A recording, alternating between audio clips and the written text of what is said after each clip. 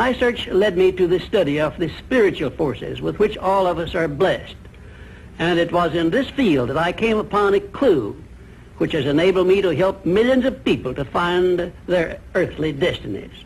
I want to describe my discovery in the simplest terms possible, because it will reveal to you why it is true that whatever the mind can conceive and believe, the mind can achieve, regardless of how many times you may have failed in the past or how lofty your aims and hopes may be. I caught my first fleeting glimpse of the profound law which provides the means by which we may choose our own purpose in life and attain it while I was being coached by Andrew Carnegie during the organization of the Science of Success philosophy. I had just finished telling Mr. Carnegie that I feared he had chosen the wrong person to give the world the first practical philosophy of personal success because of my youth, my lack of education, and my lack of finances. Well, at this point, Mr. Carnegie delivered a lecture that I shall never forget because it changed my entire life and paved the way for my helping to change the lives of millions of people, some of them not yet born. Let me call your attention to a great power which is under your control, said Mr. Carnegie, a power which is greater than poverty, greater than the lack of education, greater than all of your fears and superstitions combined. It is the power to take possession of your own mind and direct it to whatever ends you may desire. This profound power, Mr. Carnegie continued, is the gift of the Creator, and it must have been considered the greatest of all of his gifts to man, because it is the only thing over which man has the complete and unchallengeable right of control and direction. When you speak of your poverty and lack of education, Mr. Carnegie explained, you are simply directing your mind power to attract these undesirable circumstances, because it is true that whatever your mind feeds upon, your mind attracts to you. Now you see why it is important that you recognize that all success begins with definiteness of purpose, with a clear picture in your mind of precisely what you want from life. Then Mr. Carnegie continued his speech with a description of a great universal truth which made such an impact upon my mind that I began then and there to give myself a new outlook on life and set up for myself a goal so far above my previous achievements that it shocked my friends and relatives when they heard about it. Everyone, said Mr. Carnegie, comes to the earth plane blessed with the privilege of controlling his mind power and directing it to whatever ends he may choose.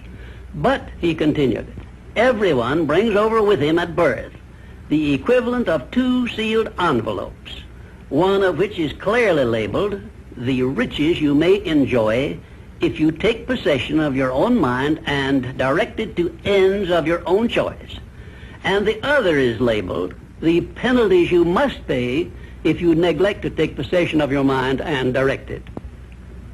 And now let me reveal to you, said Mr. Carnegie, the contents of those 2 sealed envelopes. In the one labeled riches is this list of blessings.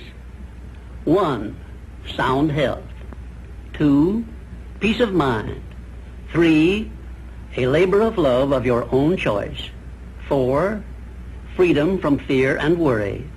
5, a positive mental attitude. 6, material riches of your own choice and quantity. In the sealed envelope labeled penalties, Mr. Carnegie continued, is this list of the prices one must pay for neglecting to take possession of his own mind. 1, ill health. 2, fear and worry. 3, indecision and doubt. 4, frustration and discouragement throughout life. 5, poverty and want. 6, and a whole flock of evils consisting of envy, greed, jealousy, anger, hatred, and superstition. Now, my mission in life is to help you and everyone who needs my help to open up and use the contents of the sealed envelope labeled riches. And the starting point from which you must take off if you wish to write your own ticket from here on out for the remainder of your life, I will describe for you in these simple instructions. 1, procure a neat pocket-sized a notebook, or something on the order of this one here, loose leaf affair. And on page 1, write down a clear description of your major desire in life, the one circumstance or position or thing which you will be willing to accept as your idea of success. And remember before you begin writing that your only limitations are those which you set up in your own mind or permit others to set up for you. And 2, on page 2 of your notebook, write down a clear statement of precisely what you intend to give in return for that which you desire from life. And then start in right where you stand now to begin giving. And 3, memorize both of your statements, what you desire and what you intend to give in return for it, and repeat them at least a dozen times daily. And always end your statements with this expression of gratitude for the blessings with which you were gifted at birth. I ask not, O divine providence, for more riches, but more wisdom with which to accept and use wisely the riches I received at birth in the form of the power to control and direct my mind to whatever ends I desire. If you are not too successful or self-satisfied to accept and express this profound prayer, if you accept it and express it in the same spirit of humble sincerity in which I pass it on to you, a new and a better world will reveal itself to you. A world in which you will see reflected the circumstances and the things which you yourself have created. And now let me close this, our first visit, with my favorite expression of gratitude. O divine providence, I ask not for more riches, but more wisdom with which to make wiser use of the riches you gave me at birth, consisting in the power to control and direct my own mind to whatever ends I desire. My name is W. Clement Stone. As General Manager of the Napoleon Hill Associates, it is my privilege to introduce you to Napoleon Hill. How do you do? I'm very happy to have this personal visit with you. Won't you be seated, please? And now, may I request that you forget all your problems and just relax while I bring you the master key with which you may unlock the door to any opportunity that your mind can conceive. The master key consists of 17 principles, the first of which is definiteness of purpose. Right here at the beginning of our visit, I'm going to make you a promise. If you will decide definitely what you want most during your entire lifetime and write it down on paper so that I can read it, I will give you the master key with which you may open the door to the attainment of your desires, whatever they may be. The exact moment when I will deliver this master key to you will depend entirely upon when you are ready to receive it. This is the first of 13 messages that I will deliver to you. Now, in each message, I will describe the master key in terms that you will understand, if you are ready to understand.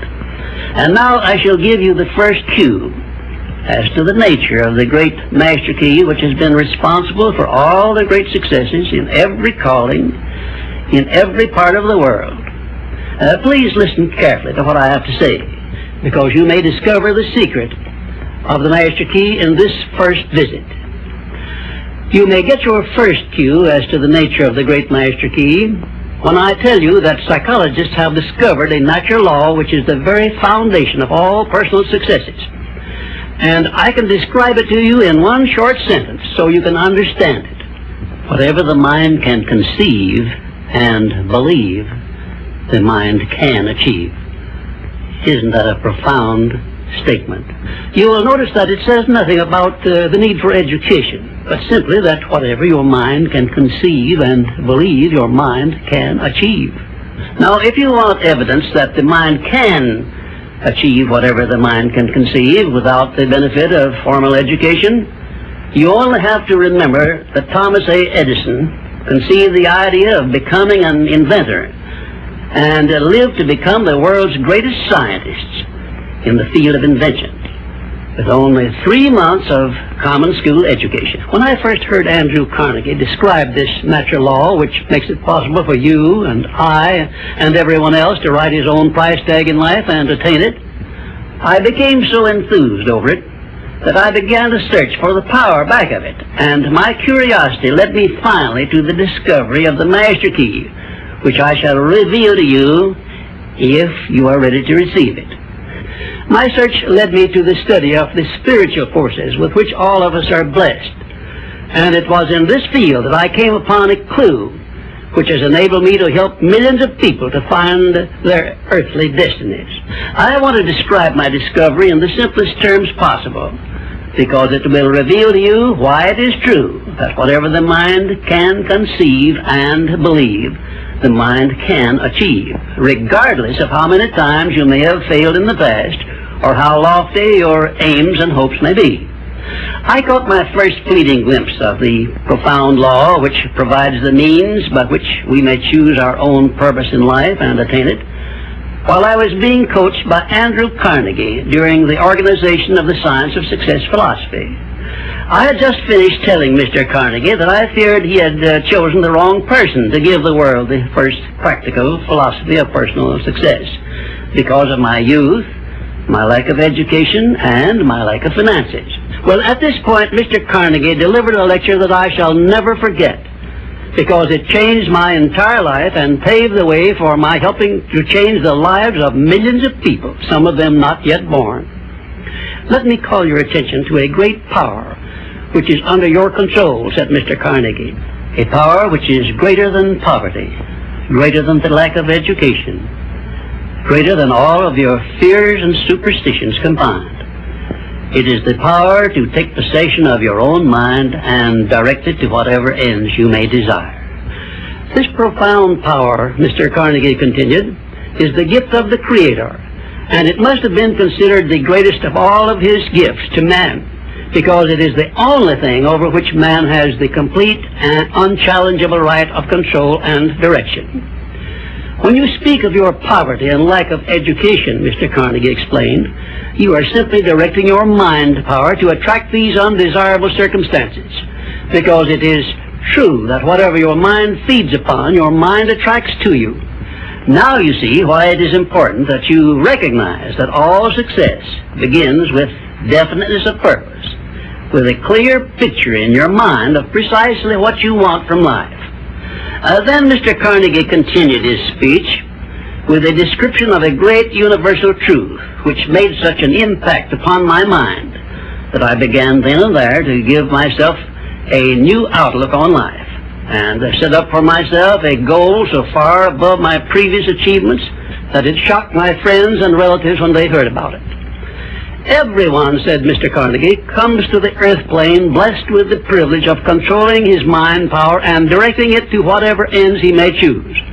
But, he continued, everyone brings over with him at birth the equivalent of 2 sealed envelopes, one of which is clearly labeled, the riches you may enjoy if you take possession of your own mind and direct it to ends of your own choice. And the other is labeled, the penalties you must pay if you neglect to take possession of your mind and direct it. And now let me reveal to you, said Mr. Carnegie, the contents of those 2 sealed envelopes.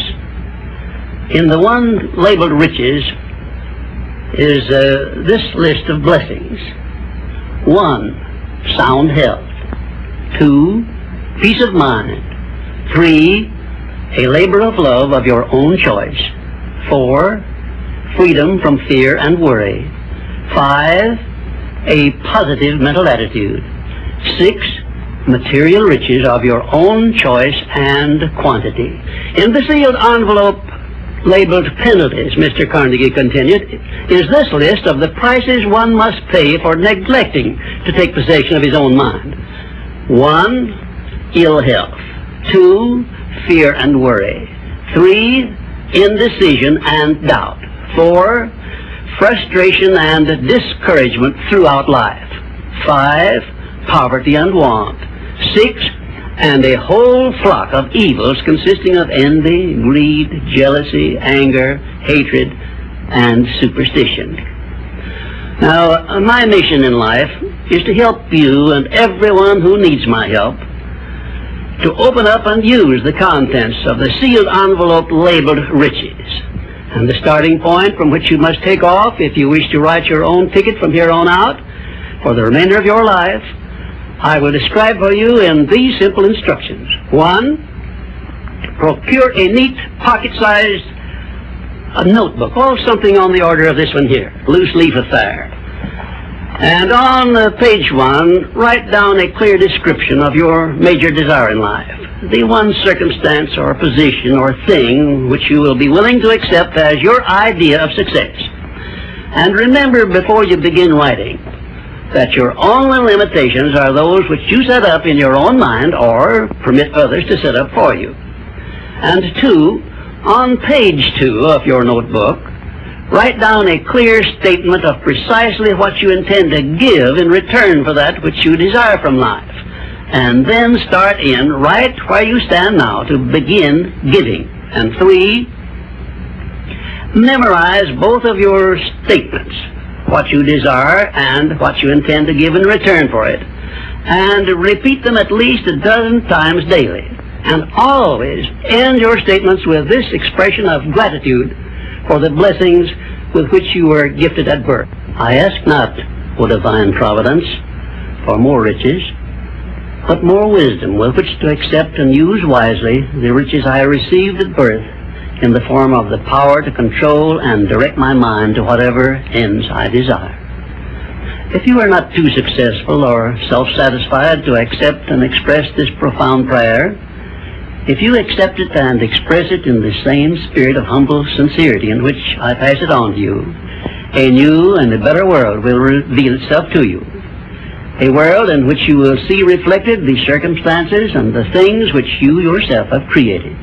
In my next visit, I will give you a description of the second principle of success, through the application of which you may make use of the education and experience of other people and get the necessary help you may need in attaining your definite major purpose in life.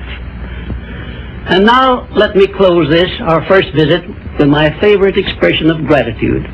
O divine providence, I ask not for more riches, but more wisdom with which to make wiser use of the riches you gave me at birth, consisting in the power to control and direct my own mind to whatever ends I desire.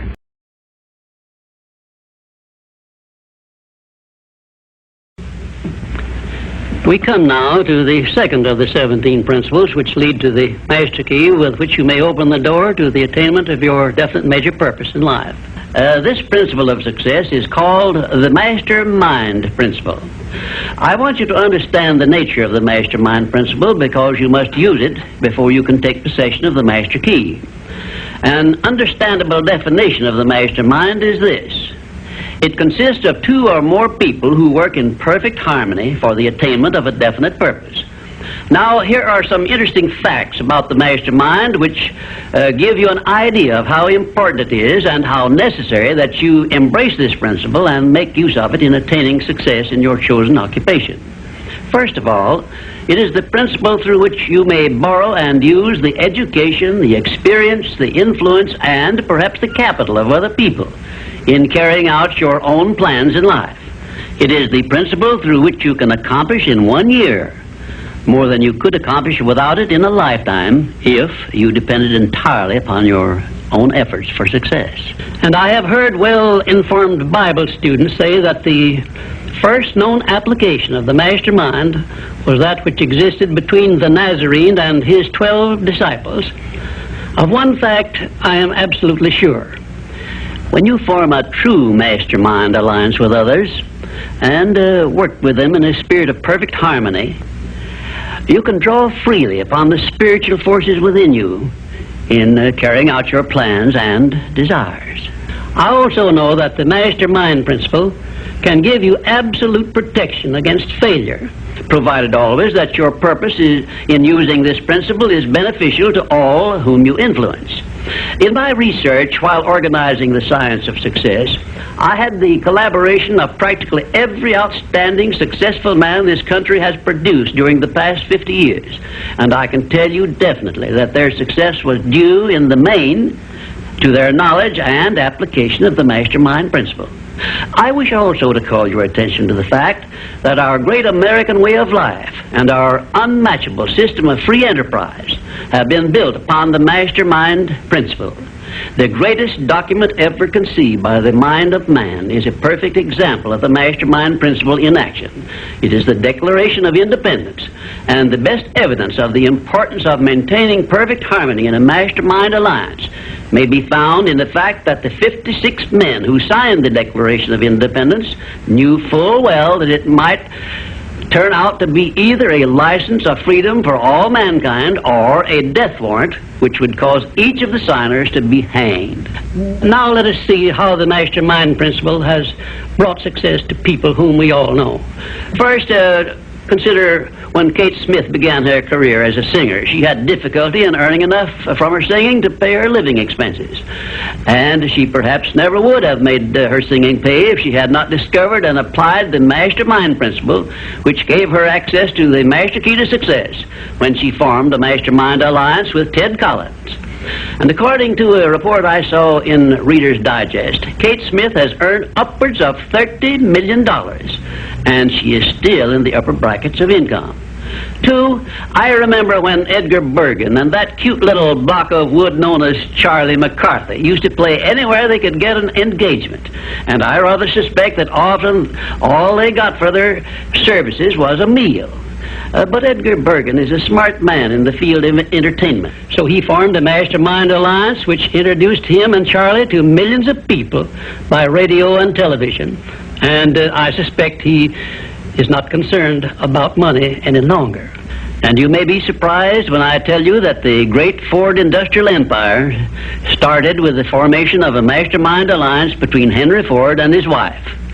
At the beginning of his career, Henry Ford was shy and lacking in self-confidence. It was Mrs. Ford who inspired Henry Ford with the faith and the courage to go ahead with the perfection of his horseless carriage. Although his relatives and neighbors generally tried to discourage him from wasting his time with the contraption, as they called it. 4, the Federation of States, known as the United States of America, is the richest and the most powerful nation civilization has yet produced. And the secret of our strength and riches consists in our form of government through which all our states function in a spirit of harmony based on the mastermind principle through a central federal government located at Washington. And now a word to you personally. If you work for a salary or wages, you have a marvelous opportunity to promote yourself into a higher income and a more responsible position by forming a mastermind alliance with your associate workers, including the management. In my next visit, I will give you further instructions on how to apply the mastermind principle so as to increase your own income and promote yourself to a higher position with the full cooperation of your management. Yes, that is correct. I will show you how to write your own price tag, fix your own wages, establish your own working hours, and give yourself financial independence. But right now, I want you to do 3 things before our next visit. First, decide definitely where you wish to be and what you wish to be doing during the next 3 years. And second, decide how much money you desire to be making and what you are going to do to earn it. And third, form a mastermind alliance with at least one person in your immediate family and at least one other person among those to whom you are selling your services. By taking these 3 steps, you will have gone a long way toward appropriating the great master key to success. There is no such thing as something for nothing. Everything, including your personal success, has a price that must be paid. And the only price you are requested to pay for the present is the effort necessary to do 3 simple things that I have suggested. Now, before you begin to take the 3 steps I have suggested, there is one important fact I wish you to remember, and it is this. Control your mental attitude and make yourself friendly and agreeable with everyone with whom you are closely associated if you expect friendly cooperation in return. Indifference cannot create a mastermind alliance for you. A negative mental attitude can bring you nothing but failure. Remember always, you are where you are and what you are because of your mental attitude in which you relate yourself to other people. Remember also, your mental attitude is the one and the only thing over which you have complete control. Success is something which has to be planned, and success is something which has to be earned in advance. True, there is such a thing as luck, but just remember that luck is something you can create for yourself if you know the rules and follow them just as I give them to you. Remember, too, that success in the higher brackets of achievement is something that can be had only by taking others along with you. And the best definition of success, which I know, is this: success is the knowledge with which to get whatever you want from life without violating the rights of others and by helping others to acquire it. There is a known formula for the attainment of success, and it is as definite and certain as are the rules of mathematics or the principles of science. My purpose in these visits is to bring you that formula in simple terms that you can understand and apply. But I can never give you that for which you are not ready. If you are ready to advance into the higher brackets of success, you will recognize this fact by your willingness to follow the simple instructions I shall give you as we go along. If Kate Smith had not been ready for success when she formed a mastermind alliance with Ted Collins, he couldn't have brought her success. This thing called success is a very profound and interesting thing because the line of demarcation between success and failure is so slight that it is often hard to tell where one ends and the other begins. For example, in my association with the late Henry Ford, I recognize that he had thousands of people working for him who had much more education than he, more magnetic personalities, more ability to make friends, and a much better chance of succeeding than Mr. Ford had when he was working for wages. But Mr. Ford had one simple quality the others who worked for him did not possess. The same quality I will clearly describe for you in my future visits with you. Meanwhile, I would be interested in knowing if you can describe this one simple quality Henry Ford possessed, which made him the greatest industrialist this nation has ever produced. In my next visit, I will give you a definite clue as to the success quality which helped Henry Ford spread his influence throughout the world and make himself richer than Croesus, despite the fact that he had only a meager common school education. Until then, please be of good cheer, will you? And just remember that your only real limitation is the one you accept and set up in your own mind. Well, this, our third visit, brings us to the success principle which has marked the turning point of every person who has promoted himself or herself from the lower brackets of success to the higher planes of achievement where one acquires everything he desires. This principle is called the habit of going the extra mile, which means the habit of rendering more service and better service than one is expected to render, and doing it in a positive mental attitude. I'm going to tell you all I know about this magic principle of self-advancement because it is the one rule you must follow if you expect to write your own price tag and be sure of getting it. Let me describe this success principle for you in a brief formula which you can easily remember. I call it the QQMA formula, which means the quality of service you render plus the quantity of service you render plus the mental attitude in which you render service determines the space you occupy in your chosen calling and the compensation you get from your services. If you will examine carefully the people whom you know to be unusually successful, you will discover that they follow the QQMA formula, although they may do so unconsciously. Now, I wish to give you a big advantage over those who follow this formula unconsciously. I wish to show you how to make use of it deliberately with purpose of forethought, so you may make the principle pay off in a big way and do it quickly. Now I shall tell you some of the benefits you will enjoy by following the habit of going the extra mile. 1, this habit will bring you to the favorable attention of those who can and will provide you with opportunities to promote yourself into a better circumstance. 2, it will place back of you that great natural law of increasing returns through which the service you render will bring back greater than average compensations.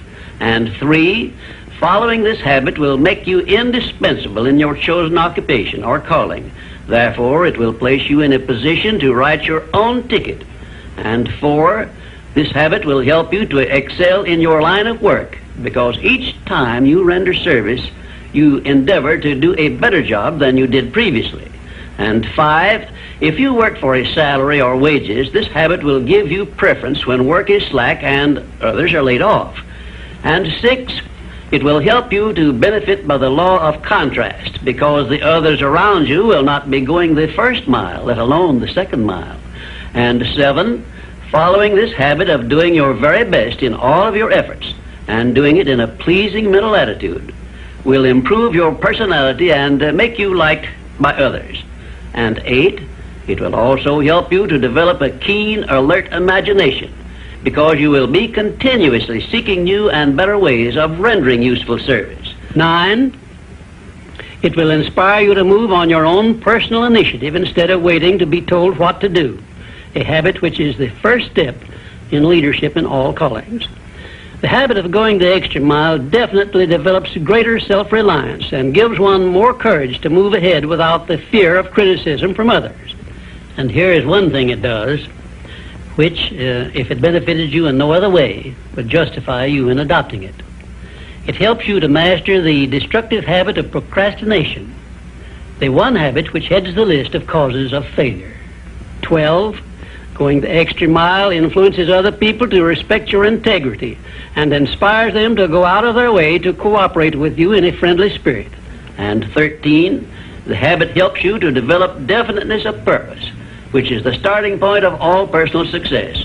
And it stops you from drifting through life without knowing what you want or where you are going. And number 14, and here is the grand payoff which this habit gives you. It provides you with the one and only excuse for asking for a promotion to a better station in life or a higher pay. Obviously, if you are doing no more than you are being paid for, then you are receiving pay for all to which you are entitled. And you have not a single excuse for asking for more pay or a better position. You understand this point and appreciate its significance, do you not? 15, last but not least, the habit of going the extra mile conditions your mind to maintain a mastermind alliance with others. Ever so often I hear people complain about their not receiving favorable breaks in their relations with others. I never hear this sort of complaint from one of my students of the science of success, nor from anyone who has ever read any book that I have written, because all of my students have learned the secret of how to create their own favorable breaks. They do it by following the habit of going the extra mile. I can tell you frankly, I have never received a major favorable break during my entire life that did not come from having applied the principle of going the extra mile. Sometimes I hear people complain also that their positions are such that they are not permitted to go the extra mile. And my counsel to these people is always the same. Change positions and market your services where it pays to go the extra mile. I am sincere in giving this advice because I know that no one can do better than earn a mere living unless and until he begins going the extra mile. During my business career, I suppose I have employed at one time or another at least a score of private secretaries, all of whom followed the habit of going the extra mile. But I have never been able to keep but one of those secretaries for more than a year because invariably they promoted themselves into better paying jobs elsewhere, and they did so with my full blessings. The one exception is my present chief secretary, who has been with me for over 10 years. I married her to make sure I wouldn't lose her. The reason I know definitely that the habit of going the extra mile is a sound procedure is the fact that I have checked this principle, as I did all of the other 16 success principles, to make sure they were in harmony with natural laws. I can give you a fine example of how nature forces man to go the extra mile in order that he may produce the food with which to exist. The farmer, for example, must follow the habit of clearing the ground, fencing it, plowing it, and planting the seed at the right season of the year, all of which he must do in advance without compensation of any kind. If he does his part of the work properly, he then hands the job over to nature, sits down and waits for her to do her part, and within a brief period, nature germinates the seed the farmer plants, matures it, and yields back to him the seed he planted, plus perhaps an increase of 100 times that amount, to compensate him for having gone the extra mile. Thus we see that the law of increasing returns comes to the aid of the man who goes the extra mile. And this principle applies the same in rendering service in a job as it does in the fields of a farmer. If the farmer did not follow the habit of going the extra mile, the human race would starve to death in one season. And I am sure you will agree that any time we can copy Mother Nature's habits, we will not go wrong in doing so. You now have a possession of the third principle of personal achievement, which brings you 3 steps nearer the secret by which you may take possession of the master key to success. In order that you may test the magic power of this third principle, I'm going to offer you a suggestion which may bring you such overwhelming success that you will not need to attend further visits with me. My suggestion is this. First, start tomorrow in whatever occupation you are engaged to render some form of useful service to someone near you which you are not expected to render and for which you neither expect nor ask for compensation. And 2, render this service in a pleasing mental attitude which will show clearly that you enjoy doing it. And 3, follow this practice 7 days in succession, and then notice what a changed atmosphere you will enjoy in your association with those nearest you. In carrying out these instructions, do not make known your plan to anyone, but go ahead and do it in the most natural way possible. And by the end of the 7th day, you will find yourself so much happier and so much better liked by those around you that you will never desire to give up the habit. Then you will be within easy reach of the supreme secret of success, which comes through the master key to success. In my 4th visit with you, I will give you a very definite clue as to the means by which you may appropriate and use the great master key. And in this same clue, I will introduce you to the source of a form of power which does not recognize the word impossible and helps you to transmute all failures and defeats and all adversities into assets of great benefit to you. And now, until our next visit, may I remind you that if you believe it, you can do it. We come now to the 4th visit, where I shall introduce you to your greatest asset, and with this introduction, the master key to success will be within your easy reach. I say this is your greatest asset because it is the 4th of the 17 success principles with which you may tap and draw upon the supreme power which created you and runs this entire universe. The name of this principle is applied faith, and I want you to remember it is not something I am bringing to you, but it is something you already possess, although you may not have made use of it in the past. And now let me tell you what applied faith is and what you can do with it. Applied faith is the mental attitude wherein you may clear your mind of all fears and doubts and direct it to the attainment of whatever you desire in life. In our first visit, I told you that you and I and every person were blessed with the privilege of complete control over but one thing, and that is the exclusive right to take possession of our own minds and direct them to the attainment of whatever we desire in life. Applied faith is a mental attitude we must cultivate and maintain before we can take complete possession of our minds. It is the means by which we may break the seal of that envelope I mentioned in our first visit and take full possession of the 6 forms of riches we get in return for taking possession of our minds and using them. Those 6 riches were, as you may remember, sound health, peace of mind, a labor of love of your own choice, freedom from fear and worry, a positive mental attitude, and material riches of your own choice and quantity. We are now, this very moment, standing in front of the gateway which can be opened only with the great master key to success. And I'm giving you the closest clue I have yet mentioned as to how you may take possession of this key. In order that you may condition your mind to embrace and use applied faith, you must understand that there are 2 ways in which you can use faith.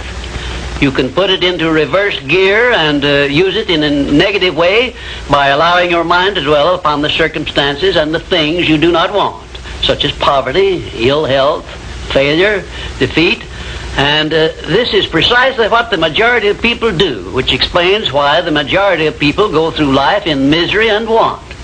Or you can take possession of your mind and direct it to think of the 6 riches which came over with you in that sealed envelope. And you will attract these riches to bless and serve you all through your life. Isn't it a strange fact that most people make a negative application of their great power of faith by thinking about and believing in poverty, ill health, fear, failure, and defeat, when it would be so easy for them just to change their thinking over to the circumstances and things they desire? Now let me give you a description of the one thing which represents the main difference between a successful person and a failure. Please listen carefully and think for yourself as I speak, because failure to recognize the truth I am about to give you is the starting point of most failures. Successful people in all occupations, all professions, and all callings have one trait which distinguishes them from the failures. It is their capacity for belief. The failures see the hole in the donut, but do not see the donut around the hole. The successes see the hole also, but they see the donut around the hole. Thomas A. Edison believed that he could perfect an incandescent electric lamp, and despite the fact that he failed over 10,000 times before he was crowned with success, he made his belief uncover the secret for which he was searching. Give one guess as to how many times the average person must fail before he quits. Fails because of the lack of capacity for belief. How many times can you meet with defeat before you give up the ghost and quit? Henry Ford believed he could build a self-propelled vehicle which would take the place of the horse and buggy. And despite the ridicule of relatives and neighbors and the lack of finances, he transmuted his belief into an industrial empire which changed the entire American way of life. Mind you, Ford did this with very little education and no operating capital to begin with. Right here, let me ask you a question which may well change your entire life. You perhaps have an idea or a plan which would be useful to other people, but you have done nothing about it because you lack the self-confidence to give you a start.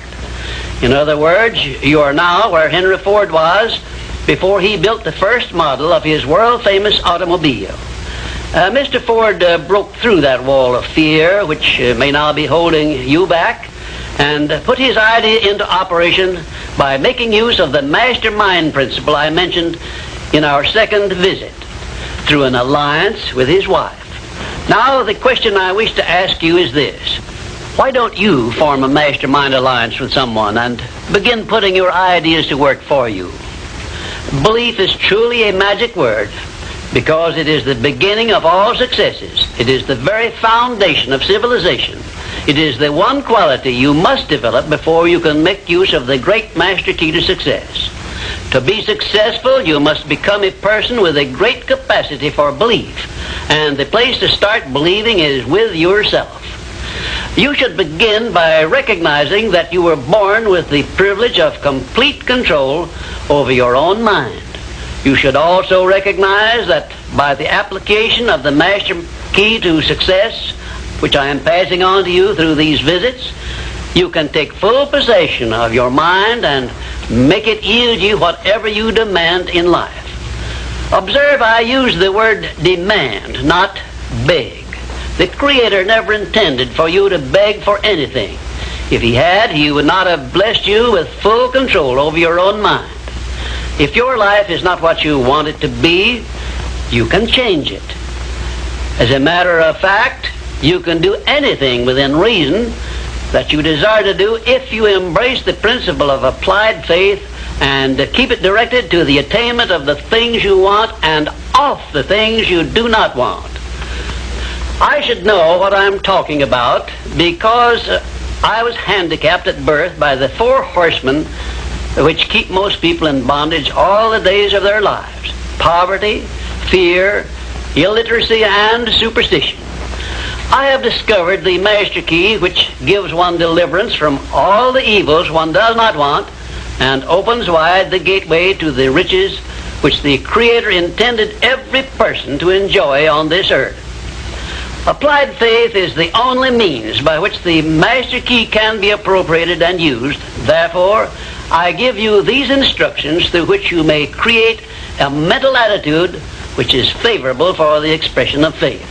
1, know what you want and believe that you can and will get it.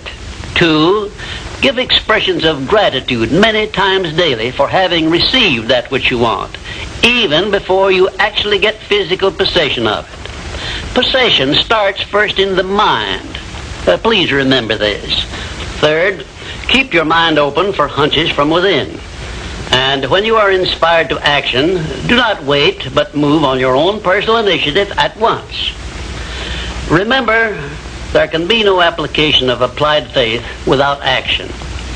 4th, when overtaken by defeat, as you may be many times, remember that man's faith is tested many times before he is crowned with final victory. And accept your defeat as nothing more than a challenge to keep on trying.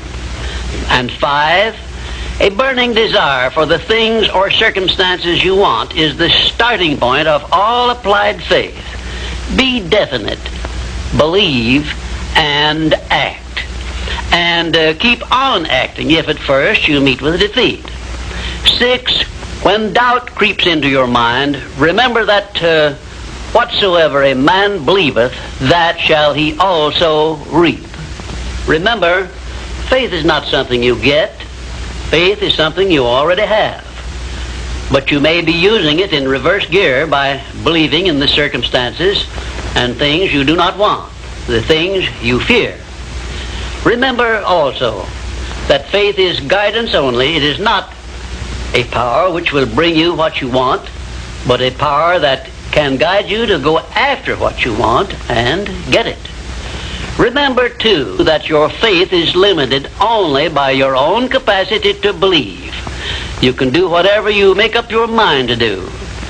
I believed I could give the world a practical philosophy of success which would free men and women from their fears and limitations. I stood firmly back of that belief through 20-odd years of effort and saw my belief give freedom to millions of people. Do the thing, said Emerson, and you shall have the power. May I paraphrase this great truth by saying, believe and you shall receive. And now, until our next visit, will you please remember that your life is exactly what you make it by your own mental attitude.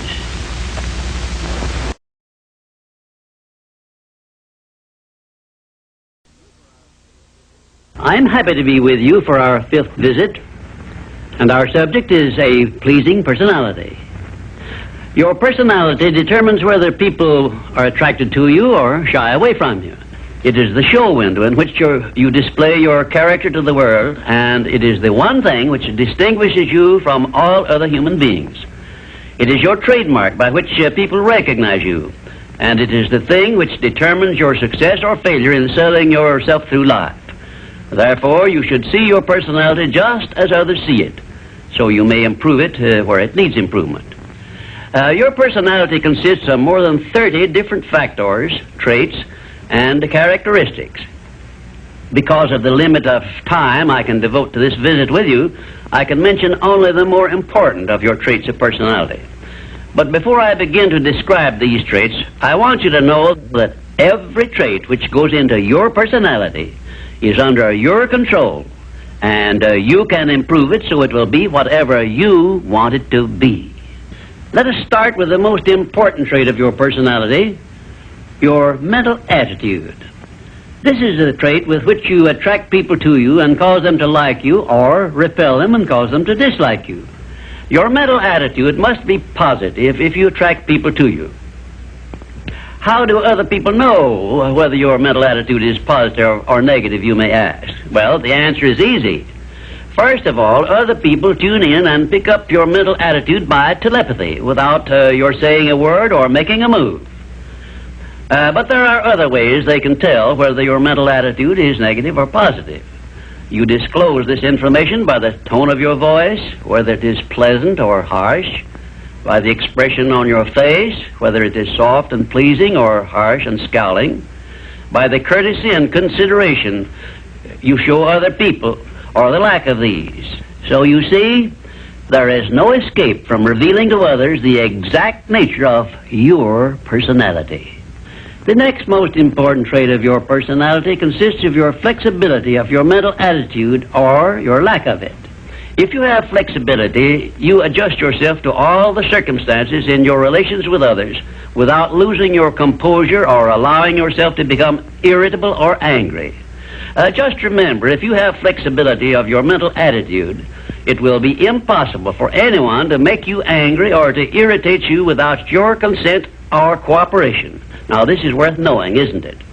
You cannot control the actions of other people which might justify you in becoming irritated by them, but you can control your reaction to all such circumstances by exercising your trait of flexibility. And you will observe that all people in the higher brackets of success have this flexibility, and they do control their reaction to the influences of other people. The third most important trait of a pleasing personality is the ability to control and direct your emotion of enthusiasm. Enthusiasm is one of the means by which you can give forcefulness to your words, but you must be able to turn it on and off at will as definitely as you can turn on and off water at the spigot. Uncontrolled enthusiasm often makes people boresome. It also may open wide the window to one's mind through which other people may enter and influence one in ways he does not wish to be influenced.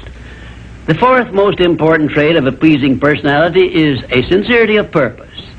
The person who is not sincere in all relationships with others is soon detected and rejected, because no one is attracted to the person who thus endeavors to deceive others. Sincerity is one quality of character which cannot be successfully faked, not even by the most astute rascal or the most efficient actor, because insincerity evermore carries with it some warning sign which other people recognize. You have only to go back into your own experience with insincere people to prove the truth of what I have stated. There are 26 other important traits which give one a pleasing personality, but I do not have time to give them to you in this visit. Now let us turn our attention to some of the common habits which destroy a pleasing personality.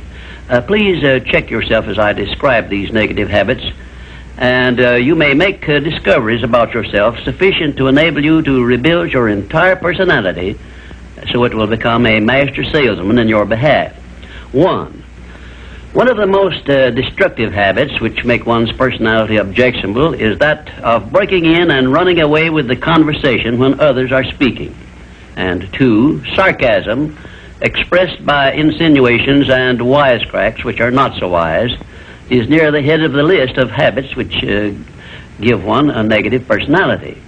And 3rd, vanity expressed by either words or actions is sure to make one unpopular. And 4, indifference in listening while others are speaking is sure to be noticed and resented. It is more profitable to be a good listener than it is to be a good talker, because one is always apt to learn something while listening to others, but never learns anything from hearing himself talk. 5, the attempt to flatter where flattery is obviously not deserved will bring quick resentment from others. Also, it will put them on notice, if they are wise, that the flatterer wants something he perhaps should not get. And 6, the habit of finding fault with the world at large and people in general is never a popular habit, and it is no part of a pleasing personality.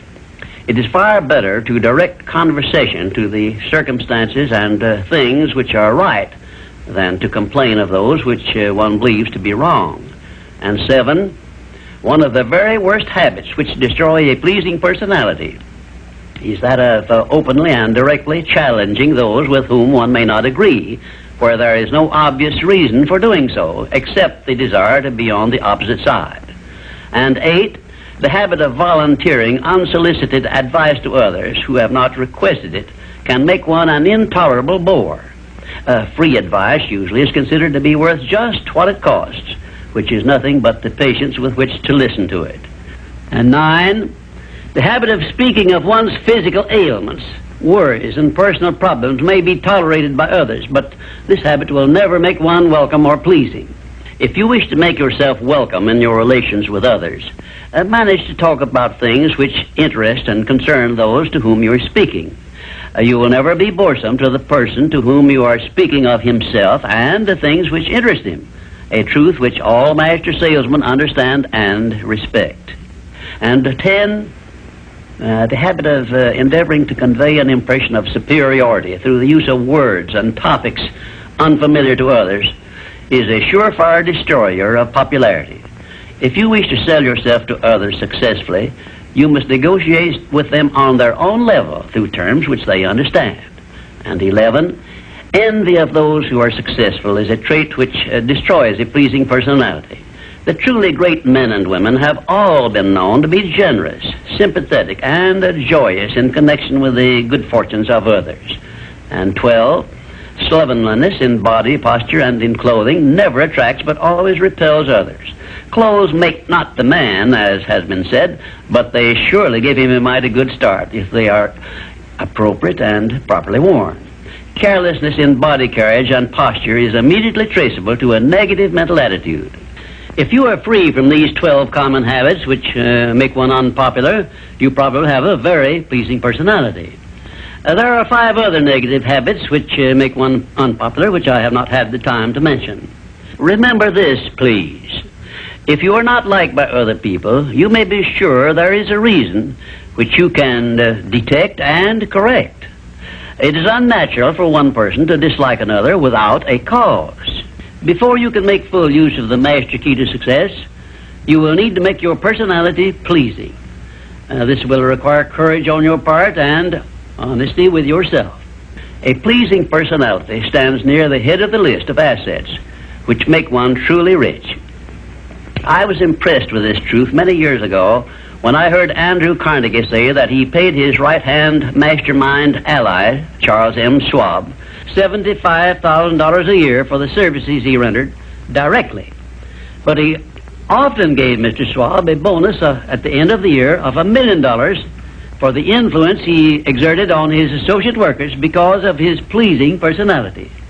You see, therefore, Andrew Carnegie, who has been said to have been the greatest judge of men this nation has ever known, placed a value on a pleasing personality of more than 10 times as much as he valued the personal services of his right-hand man. Perhaps this will give you a clue that may help you up the market value of your personality. And now, until we meet again, may I wish you health, wealth, and peace of mind. This visit brings us to the 6th principle of success, without which the 5 principles I have given you previously would be useless. It is the principle of self-discipline. Self-discipline, as I am presenting it to you here, has reference not only to your mastery of negative habits, which stand in the way of your success, but more particularly to your development and enforcement of the positive habits you will need in order to avail yourself of the 6 assets you brought over with you in that sealed envelope I mentioned in our first visit. Now let me give you a list of the more important things over which you will have to exercise self-discipline before you can embrace and use the great master key to riches. 1, you will have to gain mastery over your tongue by acquiring the habit of thinking first and then speaking after you are sure that what you say will benefit you and not injure others. A loose tongue often is one's greatest liability. 2, you will have to exercise self-discipline in mastering the common tendency to strike back at those at whom you have a cause, real or imaginary, for a grievance. You must remember that everything you do to or for another, you do to or for yourself, because your every thought and every act which benefits or injures another person comes back to you in kind, greatly multiplied. So, if you feel that you must slander another person, do not speak it, but write it. Write it in the sands near the water's edge, then move away from it until the tides have flown. 3, You will have to exercise self-discipline over all of your emotions, particularly your emotions of love, hate, fear, and sex. These are the big four of your emotions, and they can make you or break you according to the extent of discipline you exercise over them. 4. Your mental attitude needs discipline and control at all times. Lacking this discipline, it can, and it often does, drive away friends, destroy opportunities to get ahead, brings on physical and mental illness, develops stomach ulcers, and makes peace of mind impossible. 5.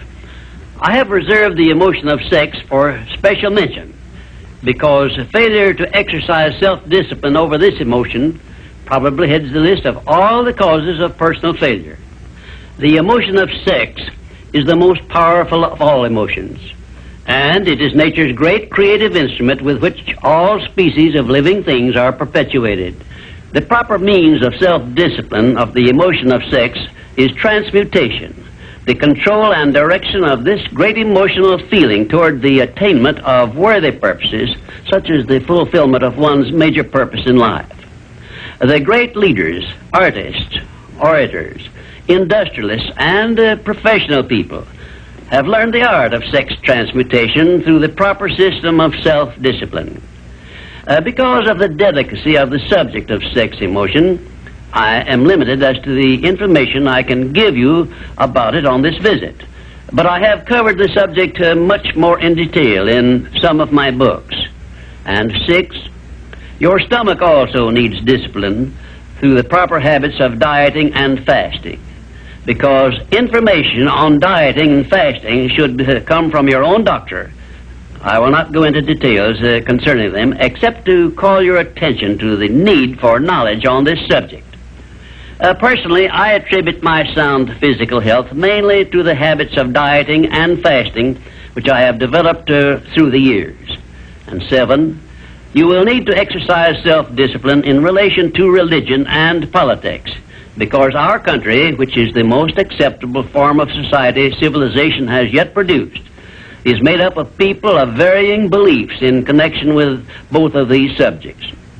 To be happy and prosperous in our country, we must learn to live and to let live, to give others the privileges we ask and demand for ourselves. And this often calls for strict discipline over self. 8, but I have reserved until the last my reference to the most important circumstances over which you must exercise the strictest of self-discipline if you are to embrace and use the great master key to riches. I have reference to your profound privilege of taking possession of your own mind and directing it to whatever ends you may desire. You cannot take possession of your own mind or direct it to definite ends without a practical system. I have devoted the better portion of my past life to the revelation and presentation of such a system, and I know that this system works because it has been successfully used by many millions of people throughout the world. The system is not only practical and workable, but it is so simple that anyone who is ready for it may master it and use it successfully. Its use does not call for a genius nor a great amount of formal education. It calls only for a will to take possession of one's own mind and a definite purpose to which the mind is to be directed. Self-discipline by Thomas A. Edison made him the world's greatest inventor, who revealed to mankind during the first half of the 20th century more of nature's secrets than had been uncovered during the entire previous history of civilization. Self-discipline carried Wilbur and Orville Wright through a multitude of failures and enabled them finally to give the world its first practical airplane, an achievement which has made the world smaller and changed the entire trend of civilization. Self-discipline helped Helen Keller to triumph over deafness, blindness, and dumbness, a combination of afflictions such as most people never experience. Self-discipline helped me to carry on through years of heart-aching discouragement and defeat, and give the world the first practical philosophy of success based on the know-how gained by hundreds of men and women who spent a lifetime by the trial and error method in discovery of the principles which lead to personal success. Self-discipline is among the top-ranking features of all the great religions, including, of course, the Christian faith. And there are some people who believe that our major purpose on earth is that of developing wisdom through struggle and self-discipline. One thing is certain: no one ever becomes very wise without the aid of self-discipline, and no one ever finds peace of mind and happiness without the strict exercise of self-discipline. Self-discipline is the only means of transmuting sorrow into faith.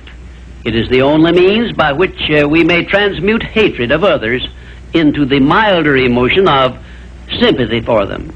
It is the only means by which we may reveal and profit by the seed of an equivalent benefit which comes with every adversity and every defeat.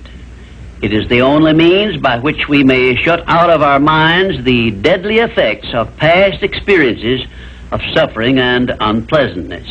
And it is the means by which we may discover that other self we carry around with us, that self which has great capacity for belief and does not become influenced by failure and defeat. Self-discipline can give us freedom from the fear of death, the most difficult to master of all of our fears. It can free us from the disease of hypochondria, the fear of imaginary illness with which so many people suffer and sometimes die. Self-discipline is the means by which we may think our own thoughts, live our own lives as we wish to live them, and remain forever free from the evils of fears and limitations which we have inherited from the dark ages before the dawn of civilization. The Creator never gives one an asset or benefit without passing along with it the means by which it may be embraced and used. Self-discipline, therefore, is the means by which the Creator provided us with a method of embracing and using the only thing over which we have unchallengeable control, the power of our own thoughts. And now, until our next visit, may I remind you that the habit of taking the line of least resistance makes all rivers and some men crooked. Well, this brings us to the 7th visit, and I hope to hand you the master key to success before I finish, because my subject will lead you so near to the master key that you will be apt to recognize it. As I have suggested in previous visits, a positive mental attitude can clear away all obstacles which stand between you and your major purpose in life. Because of the importance of the subject of our visit, I shall not only tell you that a positive mental attitude heads the entire list of the 12 great riches in life, but I am going to give you explicit instructions as to what you must do to keep your mind positive. In all the success books I have written, I have never suggested to my readers what they should do without clearly telling them how to do it. Are you ready? If you are ready, this visit may bring the most important change in your life you have ever experienced. 1. Learn to adjust yourself to other people's state of mind and difficulties so as to get along peacefully with them and to refrain from taking notice of trivial circumstances in your relations with other people by refusing to allow them to become controversial incidents. Great people always avoid small incidents of controversy when possible. 2. Establish for yourself a definite fixed system of conditioning your mind at the beginning of each day so you will keep it positive under all circumstances. 3. Learn the art of selling yourself to other people by indirection, such as asking leading questions which will bring out the sort of reactions from others which you desire. And do not permit yourself to be drawn into argument over unimportant subjects. 4. Adopt the habit of having a good hearty laugh every time you become irritated or angry, and it will help you if you begin each day with 1 minute of hearty laughing. This will change the chemistry of your brain and start you out with a positive mental attitude. However, you had better get out of sight when you take your laughing exercise. 5, start each day with an expression of gratitude for all the adversities, defeats, failures you have experienced in the past, and search for the seed of an equivalent benefit these have yielded you through the passing of time. Then give thanks for the blessings you expect to receive during the day. 6, learn to concentrate your attention on the can-do portion of all of your problems and desires, and start action where you stand in carrying out this portion. No matter what may be your problem or your desire, there is always something you can do right now that will help you. Find out what this something is and do it. 7, learn to transmute all unpleasant circumstances into immediate action which calls for a positive mental attitude, and make this a fixed habit. For example, when you are angry, switch your mind to some sort of action in connection with your hobby or your major purpose in life, and keep it busy with that subject for 5 minutes.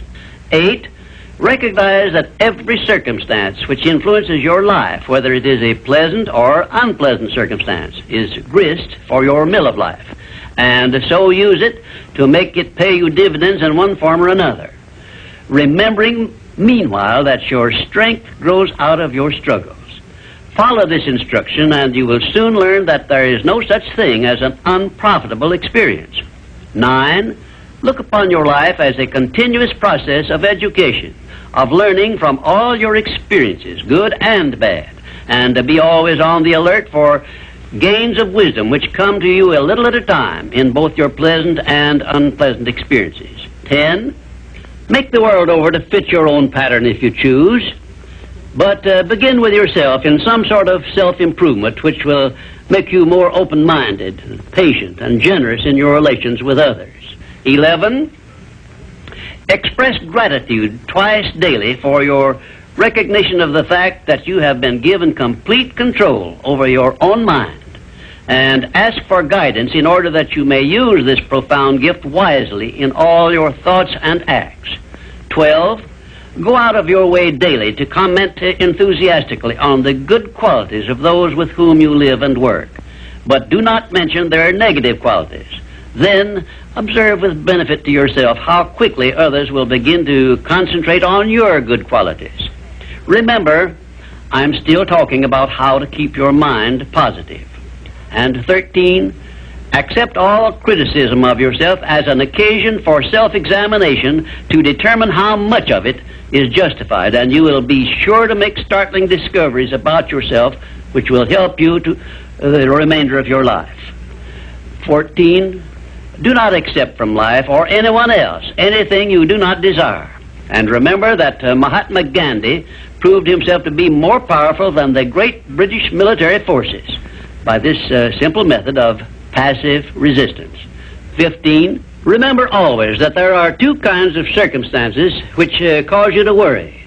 Those you can do something about, and those you can do nothing about. Nothing, that is, except to use passive resistance and refuse to permit them to worry you. 16, keep your mind eternally engaged in thinking of that which you desire most, your major purpose in life, so no time will be left for you to waste on thinking of that which you do not want. And let me digress here while I tell you we are now rubbing elbows with the great master key of success this very moment. And 17, if you should ever be so unfortunate as to feel sorry for yourself, look around until you find someone who is worse off than yourself, and start where you stand to give him help. Make this procedure a habit, and you will witness one of the great miracles of life, because that which you do to or for another, you do to or for yourself. And 18, choose some person whom you consider to be the sort of person you would like to be. Then go to work and emulate that person in every way possible. Great people have always been hero worshippers, but they pick the right sort of people to emulate. 19, cultivate your tone of voice so that your words have a pleasing musical sound. And remember that the sound of your voice is an open window through which other people look into your very soul. It will be a profitable investment if you will get a tape recording machine and record samples of your voice daily while you practice the art of expressing yourself through a friendly sounding voice. If you are engaged in selling, this practice will quickly pay off in monetary dividends. 20. Last, but by no means the least, write out this sentence and paste it in a prominent place where you work and on a mirror where you see yourself in your home. Whatever the mind can conceive and believe, the mind can achieve. Remember also that you are the only person who can provide you with a positive mental attitude. What are you going to do about it?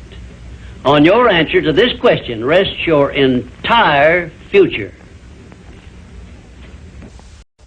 Frank Betcher, the author of How I Raised Myself from Failure to Success in Selling, listed enthusiasm as the first of his 13 success objectives, and his enthusiasm became one of his most powerful assets as he learned to use the great self-motivator to be enthusiastic, act enthusiastic.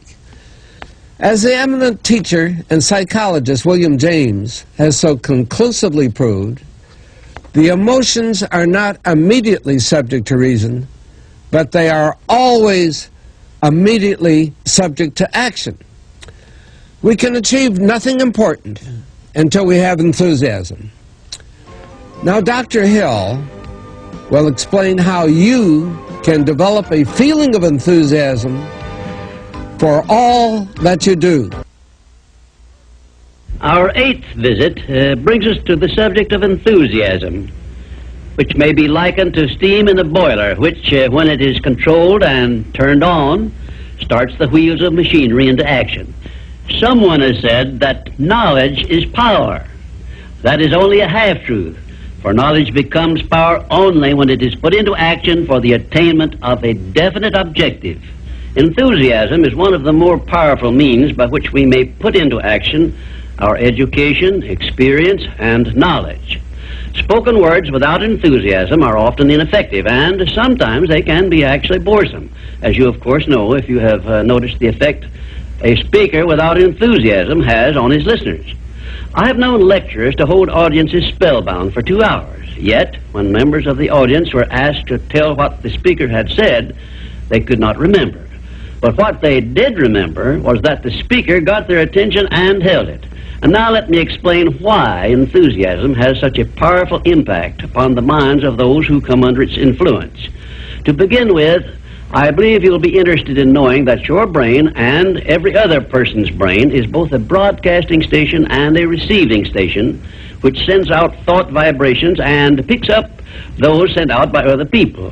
When you turn on your enthusiasm, you step up the vibrations of thoughts which go out from your brain so that they reach and affect other people more quickly.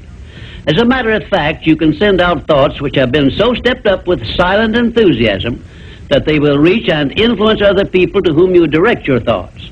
This is a fact which has been known to psychologists for ages, and it is also known to most master salesmen who use this method to condition the minds of their prospective buyers before they ever talk with them. You must have observed that the enthusiasm is very contagious, that it engages the attention of those who come under its influence and causes them to respond in a similar spirit of enthusiasm. I once heard Andrew Carnegie say that if you turned loose one man who thought in terms of intense enthusiasm in an industrial plant employing thousands of people, this man's enthusiasm would very quickly reach and influence every person in the plant. And he said it made not the slightest difference whether the enthusiasm was negative or positive, constructive or destructive. Then Mr. Carnegie went on to explain that in his selection of employees for promotion to bigger jobs, the first thing he looked for was a man's capacity to express himself in terms of intense enthusiasm. He said that enthusiasm is one of the most important traits necessary for leadership. The most successful lawyers are not necessarily those who know most about the legal profession, but they are those who know how to influence courts and juries with their belief in their cases and have a great capacity for expressing themselves with enthusiasm. When you are introduced to another person, you have a marvelous opportunity to sell yourself favorably to that person by the extent of the enthusiasm you express in accepting the introduction. When you shake hands with another person, you have also a fine opportunity to make a favorable impression by the warmth of enthusiasm you put into that handshake. If there is anything which leaves me flat and unfavorably impressed when I'm introduced, it's an extended hand which feels like a piece of cold ham and acknowledges the introduction with a cold, canned, pleased to meet you, with no signs of enthusiasm back of it. Now, right here, let me give you a brief course in salesmanship, which may be of value to you the remainder of your life. When you meet anyone on whom you wish to make a favorable impression, when it is a stranger you have not previously met or someone with whom you are already acquainted, do these things. 1, turn on your enthusiasm and so modulate your voice with it that you definitely make the other person feel you are happy to communicate with him. 2, when you shake his hand, take a firm grip on it and give it a quick, firm squeeze at the end of each word you express in your greetings. For example, say, "How do you do? I am so very glad to meet you." Do not crush the hand, however, as I have known some people to do. 3, then if you begin the conversation, be sure that you direct it to some subject of interest to the other person. And 4, follow through by eagerly asking questions which will keep attention focused upon the other person. Then, when you are ready to have the other person hear what you have to say about yourself or your interest or your business, he will have been prepared to listen attentively. I've often told my students of salesmanship that the best possible way for one to sell himself to others is to first sell the others to themselves. That counsel was sound when I began training salesmen over 30 years ago, and it is still sound. When I was a youngster in school, I discovered that the teachers from whom I learned most were those who expressed the greatest enthusiasm in their teaching. And I have heard an experienced doctor say that the enthusiasm he carries into the sick room with him has more to do with helping to bring about a cure than all the medicine he can prescribe. Enthusiasm is an expression of a positive mental attitude, and it has long been known to doctors that a positive mental attitude stands high on the list of influences which give one sound health.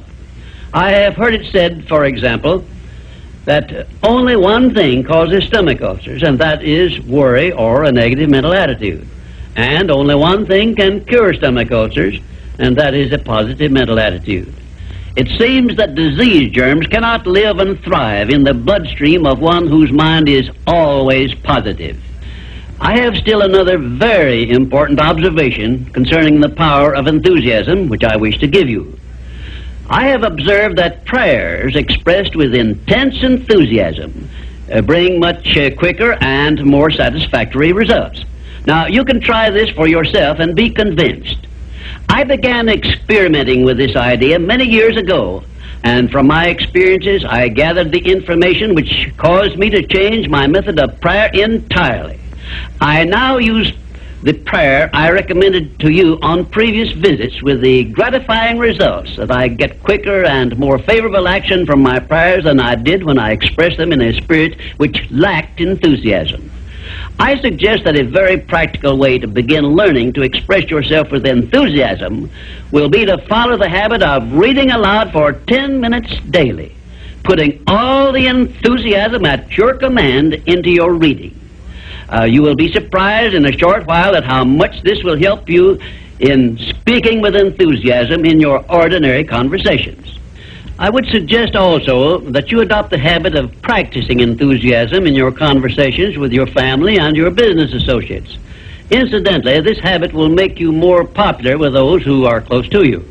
You can enjoy the benefits of enthusiasm if you are interested enough to develop a technique by which to acquire this habit, so you will follow it in a natural, unaffected tone of voice. If you follow my suggestion that you read for 10 minutes daily as a means of acquiring the habit of enthusiasm, I recommend that you write down a list of 10 subjects, things, or circumstances in which you have the keenest interest, and use this list for your practice purposes. You will have no difficulty in reading in a tone of enthusiasm in connection with the things that you like best. And finally, if you have not already picked up some useful ideas as to how the habit of enthusiasm can be developed, or what causes one to be enthusiastic, let me give you an example which may provide you with an interesting cue. You perhaps remember when you were courting the person of your choice, or being courted, as the case may be, you needed no one to tell you how or why to be enthusiastic. Of course not, because the motive of love or affection took care of this without effort on your part. Just remember that enthusiasm is always easily expressed when one is inspired by a burning desire for something or any motive associated with one's closest interests. Where there is no motive, there is apt to be no enthusiasm. Remember also that the three basic motives which it has been said practically rule the world are: 1, the emotion of love; 2, the emotion of sex; 3, the desire for financial gain. A combination of all three of these motives, it has been claimed, can convert a mediocre person into a genius, and I leave the thought with you for consideration. And now, until our next visit, I ask that you try the habit of moving with enthusiasm in all of your daily work and see how much better you will feel. We come now to the 9th visit, where we shall analyze the 9th principle of success, which is personal initiative.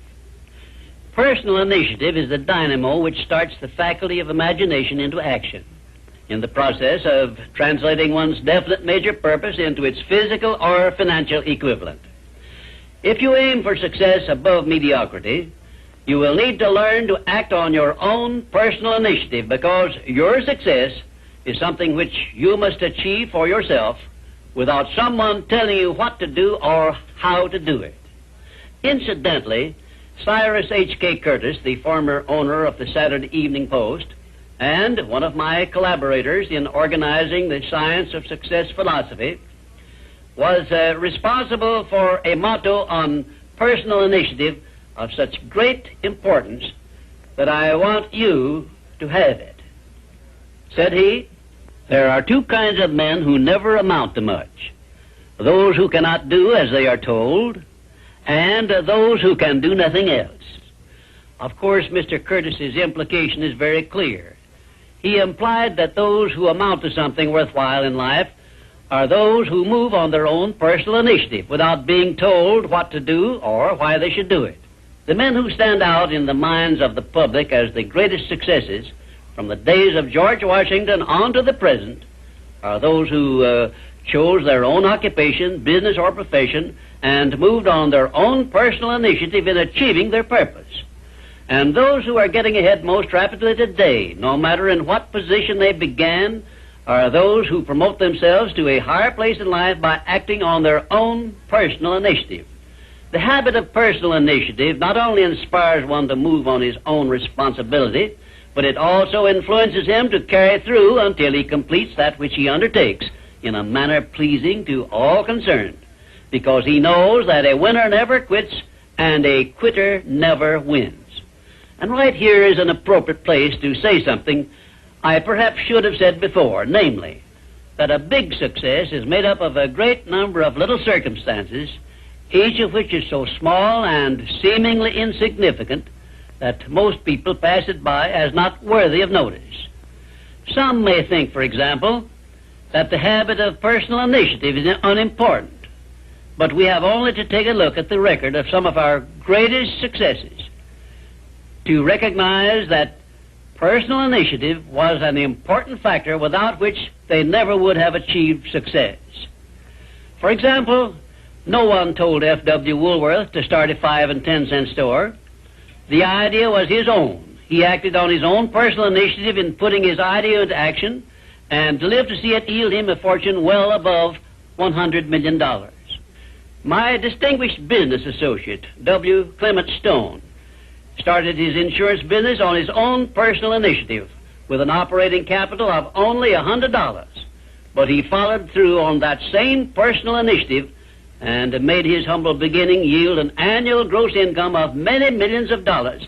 And it was that same habit of acting on his own personal initiative, of doing the thing he wanted to do, which inspired Mr. Stone to join forces with me in taking the Science of Success philosophy to millions of people throughout the world, an undertaking which it is believed may help more people to find their places in the world than has any other influence during the past 100 years. The habit of personal initiative was the chief trait which helped Henry J. Kaiser to build a great industrial empire and raise himself to a high position in the industrial world. It was this trait of personal initiative which inspired Mr. Kaiser to pile up such an enormous record in the building of ships during World War II, despite the fact that he had never built ships before.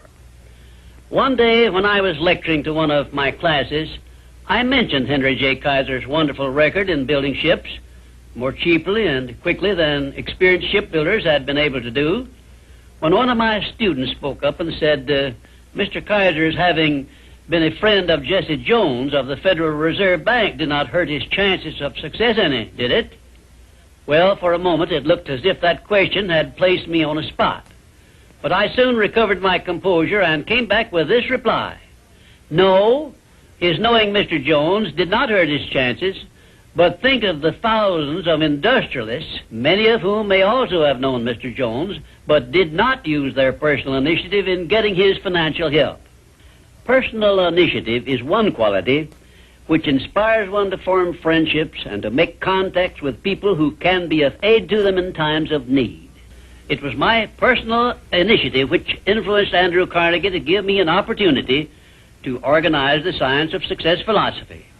I now wish to give you an outline of the more important attributes of the person who has sufficient personal initiative to give him leadership in his chosen occupation. 1, first of all, the person who follows the habit of personal initiative has a definite major purpose in life and a plan for its attainment.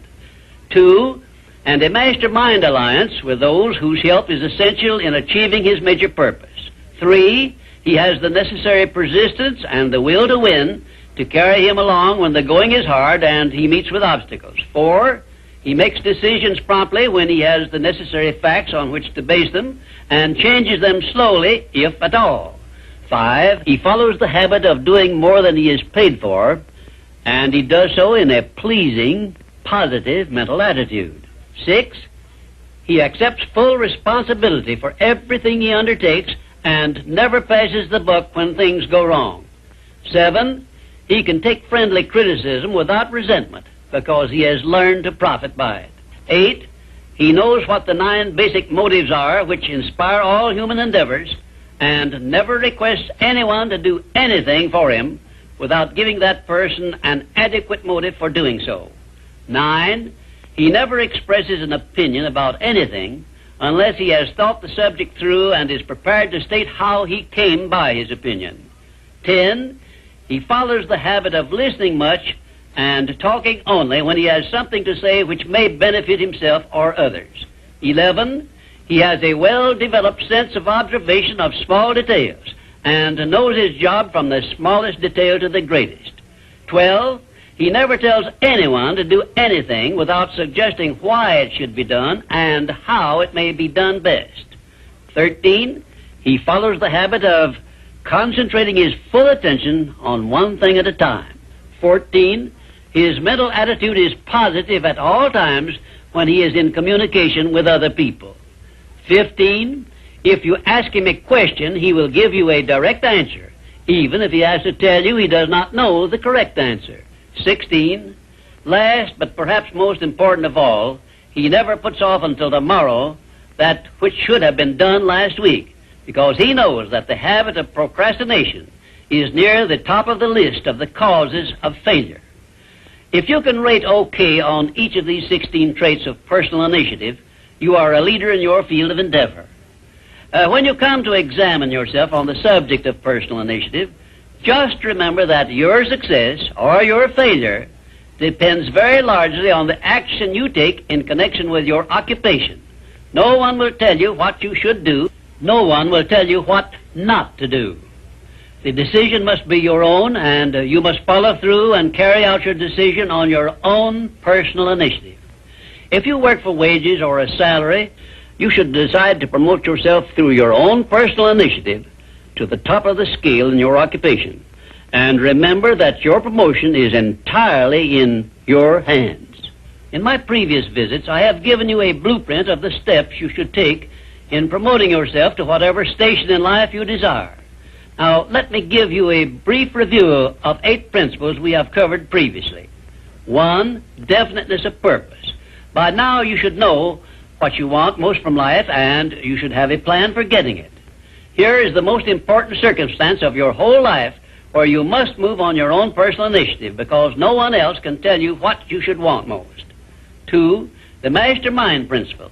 If you have not already formed a friendly alliance with those who can help you in attaining your major purpose in life, you should move on your own personal initiative and form this alliance at once. 3, going the extra mile. This is a must if your major purpose is anything above mediocrity. 4, applied faith. This is the principle which gives you power in carrying out your definite major purpose and all minor purposes. 5, a pleasing personality is an asset of priceless value, and it too is something you must acquire through your personal initiative. 6, self-discipline.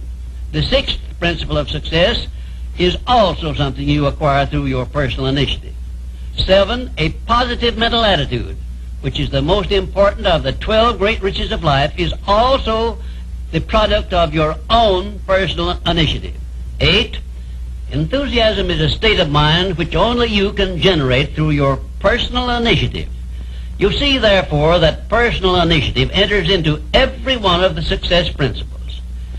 And now, until our next visit, may I remind you that there are 2 types of people who never amount to anything.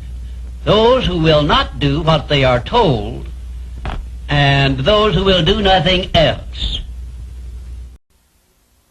Our 10th visit brings us to one of the strangest of the 17 principles of success, because it is the principle which makes it possible for you to convert into an asset every adversity, every disappointment, every defeat, and every failure you meet with from now on the remainder of your life. Yes, the principle of learning from adversity makes it possible for you to transmute all your past failures and mistakes into an asset which will help you achieve outstanding success in the future.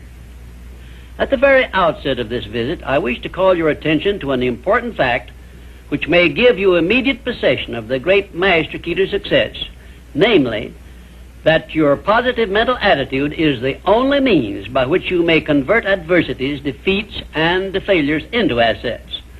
It seems to have been intended that everyone should experience adversities, defeats, and even failures as a part of nature's method of disciplining people to learn how to take possession of their own minds.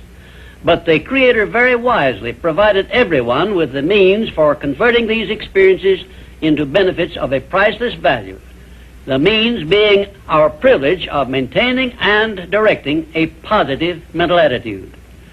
Despite the benefits which we may get from adversities and unpleasant experiences of every nature, no one desires to meet with these experiences. Once you learn that adversities can be made to pay dividends, you will acquire the habit of looking for that seed of an equivalent benefit in each such experience with which you meet. My first illustration concerns a man of whom you may have heard, and I have no doubt you have eaten some of the food which he produced and marketed throughout the nation as a result of an adversity which would have stopped most men cold. The man was Milo C. Jones, who owned a small farm near Fort Atkinson, Wisconsin, on which he made only a fair living until he was stricken down with double paralysis, which deprived him of every portion of his body except his brain. In this hour of his greatest adversity, Milo C. Jones used his mind, took possession of it for the first time in his life, perhaps, and out of that mind came the idea of raising hogs and converting them into little pig sausage. And on that same farm, where previous to that adversity he made only a mere living, he found the seed of an equivalent benefit that compensated him for the loss of the use of his body, and lived to see little pig sausage yield him a huge fortune. Isn't it strange that so often people have to be cut down by failure and defeat before they learn that they have minds capable of mastering all of their problems? My next illustration is based on an adversity of a man whom we all know because he was President of the United States, and his name was Franklin D. Roosevelt, who was stricken in the prime of his life with polio, which destroyed the use of his legs. Instead of sitting on a street corner with a tin cup and some lead pencils, as many another might have done under similar circumstances, Franklin D. Roosevelt transmuted his affliction into a buildup of his self-reliance and lifted himself to the highest position available to mankind anywhere on this earth, got that position and held it until he passed on, held it longer than had any previous president. Verily, I tell you with all the enthusiasm at my command, that you may find in your adversities the necessary challenge to inspire you on to success, such as you never would have known without these experiences. Right here, may I remind you of the great importance of following the principle of a positive mental attitude, because this is the principle you will need most in converting unpleasant experiences into assets. My next illustration involves a very intimate personal experience of my own, which began when my mother passed on. I was 8 years of age. I know that the loss of one's mother at any age usually is regarded as an irreparable loss which offers no possible benefits. But even in the loss of loved ones, we may find that there is a seed of an equivalent benefit. I found that seed in one of the most wonderful persons I have ever known, when my father brought home my new mother. It was she who inspired me to prepare myself for the opportunity I was to receive later in life, when I met Andrew Carnegie and received from him the commission to organize the world's first practical philosophy of personal success. Had it not been for the loss of my mother, I would not now be having this visit with you, and my books would not now be serving to help millions of people throughout the world to find their places in life. Nothing is ever so bad or so unpleasant that it may not yield some benefit if we keep a positive mental attitude toward the experience and make it a habit to look for that seed of an equivalent benefit. This, of course, involves the application of that important success principle, personal initiative. Now I come to an illustration which involves our great American way of life and all the personal freedom and opportunities we enjoy under our way of life. And it begins with our defeat of the British in 1778. Probably every Britisher believed that the loss of the American colonies was an irreparable loss which offered no possible benefits. Yet you and I know that if we had not defeated the British and made ourselves rich and powerful, the British Empire probably would have been wiped out in World Wars I or II. We know also that although the British Empire survived those two wars, it was our financial help which saved the British from starvation and bankruptcy. So, today, every Britisher should give thanks for the defeat of Lord Cornwallis's armistice, because that defeat finally became the means of survival of the British Empire. My next illustration brings us face to face with an adversity which involves you and I and every other person now living. I have reference to the trend in this and all other countries to rob individuals of their rights of personal freedom, a trend which is in direct violation of the obvious purpose of the Creator to give every individual the privilege of freedom of thought and action. There is something definite you and I can do about this common trend to rob us of our rights of personal freedom. We cannot turn it back entirely by our individual efforts, but we can and we should do something about it where it affects us individually and where we know what we can do and how we can do it. Of course you will ask, what can I do to influence a world trend? And I shall answer by saying there is something definite that you can do. You can refuse to accept this common trend and take full possession of your own mind, thus fulfilling your personal responsibility to your Creator. Remember those two sealed envelopes I mentioned in a previous visit. One of them is labeled riches you may enjoy by taking possession of your own mind. Very well, you have a responsibility to yourself, your loved ones, your Creator, to take possession of your own mind and to direct it to ends of your own choice. This responsibility is yours and no one else can rob you of it or fulfill it for you. You also have a responsibility to your country, which has given you our great American way of life. Our great system of free enterprise, which is so designed as to provide one with every possible motive for taking possession of his own mind and writing his own ticket in life. It is definitely a part of the overall plan of the universe to give man the benefit only of those blessings he recognizes, embraces, and uses constructively. Tie your arm to your side and take it out of use, and nature rebels immediately by causing the arm to atrophy, wither, and become useless. Neglect to keep in contact with your friends and to cultivate them, and you lose them. Show indifference to the patrons from whom you earn your living, or the employer who pays your wages, and very soon you find yourself without a market for your services.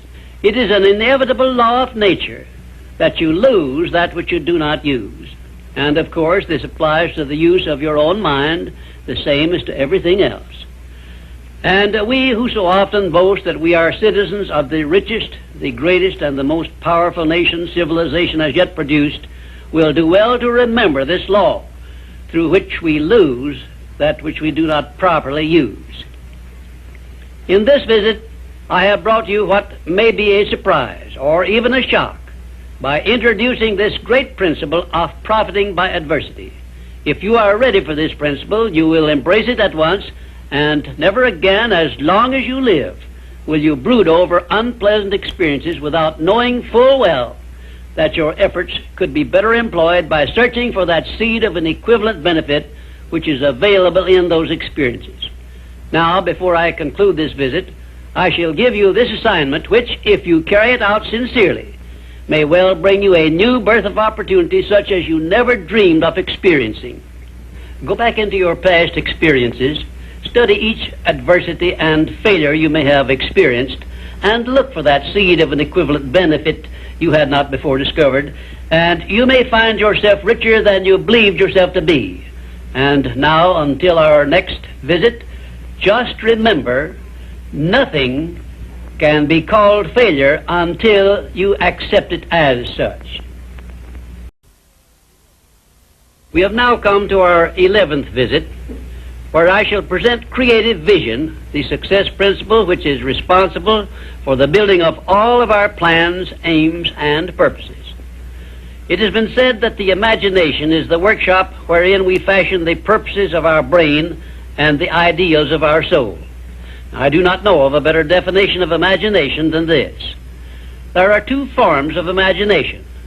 First, there is synthetic imagination, which consists of organizing and putting together of recognized ideas, concepts, and facts arranged in a new combination. Very seldom does anyone create an idea or anything else absolutely new. Nearly everything known to civilization is but a combination of something that is old. Secondly, there is creative imagination, which operates through the sixth sense and has its base in the subconscious section of the brain and serves as the exclusive medium through which basically new ideas or facts are revealed. Let me give you some examples of synthetic imagination in action. 1.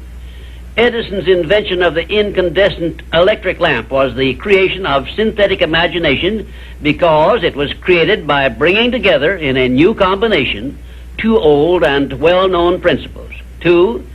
Clarence Saunders' idea on which the Piggly Wiggly store system was based was the result of synthetic imagination because he merely borrowed the self-help cafeteria plan and introduced it into the grocery store business. But despite the simplicity of the plan, it is said to have yielded its organizer $4 million during the first 4 years after it was put to work. 3. Henry Ford's first automobile was created through synthetic imagination by the simple procedure of bringing together the well-known method of transportation, the horse and buggy, and the steam-propelled thrashing machine.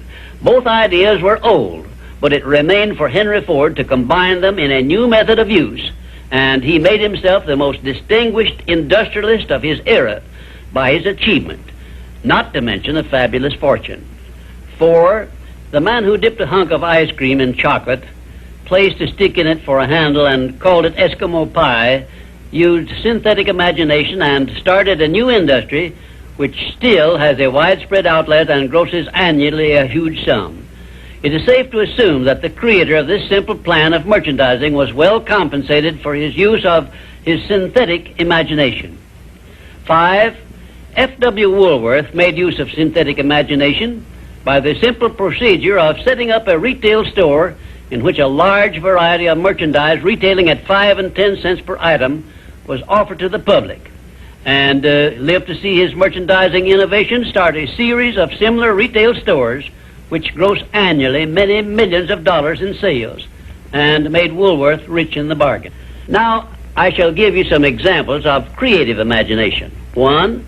Edison's invention of the phonograph was the outgrowth of creative imagination because no part of his invention had ever been known or used previously. 2. Signor Marconi's invention of wireless communication was also the outgrowth of creative imagination because it was based on basically new ideas which never had been used previously. He was the first to discover the means by which the ether could be made to take the place of wires in the transmission of sound. 3. Madame Curie's discovery of radium was also the outgrowth of creative imagination because no one before her had ever revealed either the actual existence of radium or the method by which it could be recovered or refined. 4. Wilbur and Orville Wright's perfection of the modern airplane was partly the result of creative imagination and partly the result of synthetic imagination, because others previous to their time had discovered some of the ideas they used successfully, but they were the first to coordinate those ideas, so they worked. 5. Robert G. Letourneau made effective use of creative imagination by building heavy dirt-removing machinery, which involved ideas never before used, although he was practically unskilled in engineering and had very little schooling of any kind. I worked with Mr. Letourneau for a year and a half, during which I saw him in action many times when he was drawing entirely upon the faculty of creative imagination and receiving his ideas from sources outside of his own immediate education or knowledge. And right here, in case you have not already recognized the fact, I am bringing you very near the point where people sometimes tune in on their creative imagination and come up with ideas which benefit great numbers of people and make themselves popular and rich. I am going to give you these suggestions solely as inspiration intended to introduce you to your faculty of creative imagination. All the good ideas have been used up, did I hear you say? Quite to the contrary, the best ideas are yet to be revealed and put into service of mankind. There are no more opportunities to become rich, did I hear you say? If you will give me an acceptable plan for influencing married people to adopt and use the mastermind principle in their domestic relations, you may benefit many billions of people in homes where harmony does not now prevail, and make for yourself a reputation worthy of a king's ransom.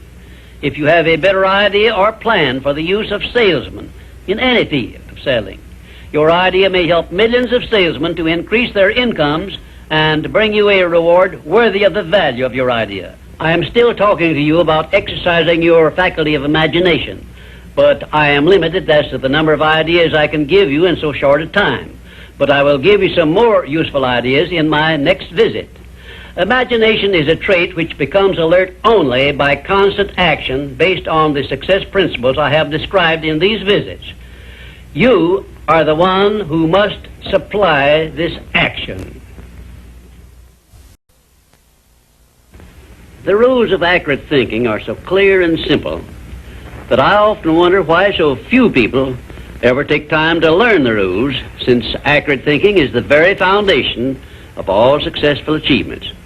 In this visit, I shall give you a working description of the rules of accurate thinking, which all successful people follow. First of all, accurate thinking is based on two simple fundamentals. They are called inductive reasoning and deductive reasoning. Inductive reasoning is used when the necessary facts on which to base your thinking are not available. In this case, you act on hypotheses, or what you assume the facts to be. Deductive reasoning is used when you have the facts, or what appear to be the facts, on which to base your thinking. The next step in accurate thinking is to separate facts from fiction, or hearsay evidence, and determine whether you are dealing with hypotheses or real facts. When you are sure you have dependable facts on which to base your thinking, you take the second step by separating these facts into two classes. One is important facts, and the other is unimportant facts. When you do this, you may be surprised at the overwhelmingly greater number of unimportant facts you deal with daily than there are important facts. At this point, you are almost sure to want to ask the question, what is an important fact, and how can I distinguish it from an unimportant fact? And I shall give you the answer to this very important question by saying that an important fact is any fact which will aid you to any extent whatsoever in attaining the object of your major purpose in life. And all other facts, as far as you are concerned, are unimportant, and you should waste no time with them. After this visit is over, you can employ the next hour to a great benefit to yourself if you will set down on paper a list of all the facts you dealt with yesterday, separating them into two classes, important and unimportant. As a matter of fact, you will make a profound discovery regarding accurate thinking if you follow the habit of daily taking inventory of all the facts that claimed your attention during the day, putting them down on paper in two separate columns, one labeled important facts and the other labeled unimportant facts. Now let us turn our attention to the subject of opinions and see to what extent loose, unsound opinions are mistaken for accurate thinking. To start with, let us recognize the truth that most opinions are without value because they are based on bias, prejudice, intolerance, guesswork, hearsay evidence, and out-and-out ignorance. These are harsh words I'm using, and they represent the source of most of the tragedies of life which people meet with unnecessarily. And I would say that of all the tragedies which cause misery and failure, none is more merciless or destructive than those which grow out of the indifference of people who make no attempt to learn how to think accurately. I shall never forget an experience I had with President Woodrow Wilson while I was working for him during World War I. I asked the President what effect he believed World War I would have on civilization, and his reply was brief, but it was a masterpiece which you should remember as long as you live. "I cannot answer your question," said the President, "because I have no facts on which to base an opinion." If you will remember Woodrow Wilson's 15-word speech every time you are about to express an opinion about anything, the chances are that you will soon get out of the habit of expressing or even having opinions not based on something more substantial than biases, prejudices, and emotional feelings which often serve as fathers to facts. You will learn, if you observe carefully, that the more successful a person is, the less he is inclined to express wild, unjustified opinions about anything. Also, you must have observed already that the drifters who are suffering with frustrations because they recognize they are failures usually have an assortment of opinions on about everything you can imagine.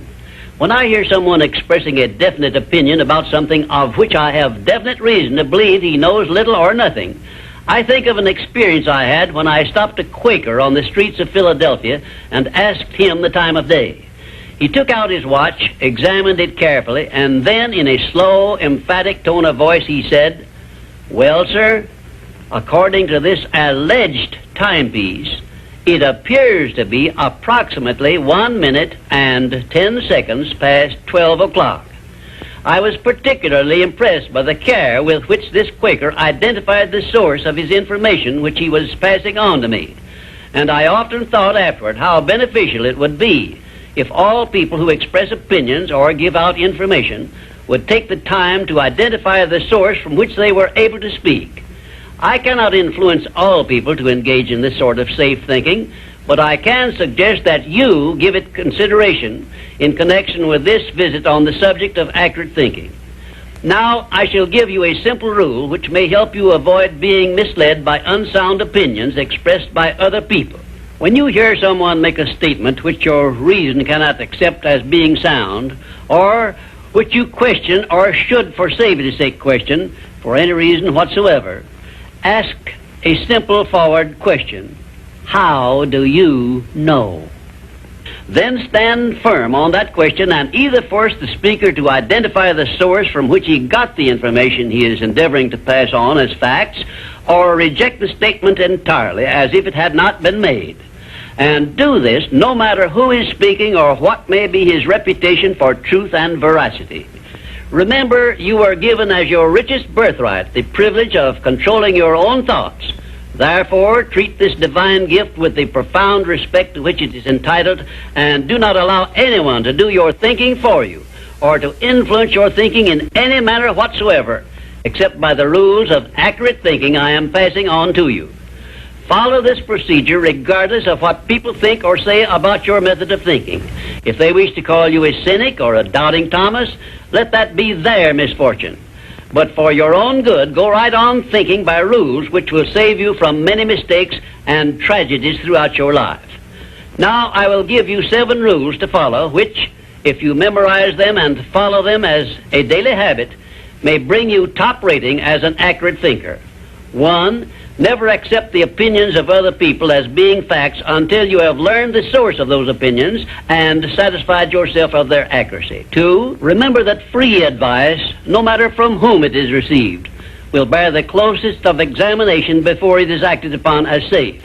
And generally speaking, this sort of advice is worth exactly what it costs. 3.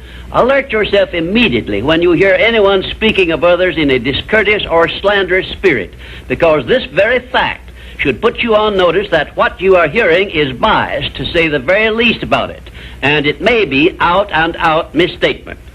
4. In asking others for information, do not disclose to them what you wish the information to be, because most people have the bad habit of trying to please under such circumstances. Well-measured, tactful questions can be of great benefit to you in thinking accurately. 5. Remember that anything which exists anywhere throughout the universe is capable of proof, and where no such proof is available, it is safer to assume nothing exists. 6. One of the great unexplainable miracles consists in the fact that both truth and falsehood, no matter by what means they may be expressed, carry with them a silent, invisible means of identifying themselves as such. Therefore, remember this truth and begin developing the necessary intuitive faculty to enable you to sense what is false and what is true. 7. Follow the habit of asking, how do you know, when anyone makes a statement you cannot identify as true. Follow this habit faithfully, and you will see many persons squirm and turn red in the face when you insist upon a direct reply. The most accurate thinkers are the scientists. They investigate with open minds and never allow their wishes to become the fathers of facts, but deal with each fact as it is, not as they would like it to be. Now, one final word of warning I feel I should leave with you. Study yourself carefully, and you may discover that your own emotions are your greatest handicap in the business of accurate thinking. It is easy for you to believe that which you wish to believe, and unfortunately that is precisely what most people do.